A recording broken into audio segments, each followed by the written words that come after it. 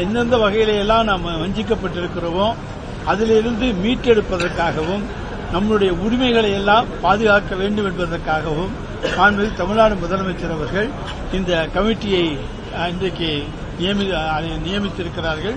அதனுடைய பரிந்துரைகளுடைய அடிப்படையில் இன்றைக்கு நாம் பல்வேறு முயற்சிகளை மேற்கொண்டு நம்முடைய மாநில உரிமைகளை மீட்டெடுக்க கடமைப்பட்டிருக்கின்றோம். பிரதான எதிர்க்கட்சியான அண்ணா திராவிட முன்னேற்றக் கழகம் வழக்கம் போல வெளிநடப்பு செய்துவிட்டார்கள். தமிழ்நாடு மக்களுடைய உரிமைகளிலே, மாநில சுயாட்சியிலே, மாநிலத்துக்கான அதிகாரங்களை நாம் பெற்றுவதிலே அவர்களுக்கு என்றைக்குமே அக்கறை இல்லை. புதிய எஜமானர்களுடைய கட்டளைப்படி இன்றைக்கு அவர்கள் வெளிநடப்பு செய்திருக்கிறார்கள். அதற்கான பொய்யான காரணங்களை அவர்கள் சொல்லியிருக்கிறார்கள்.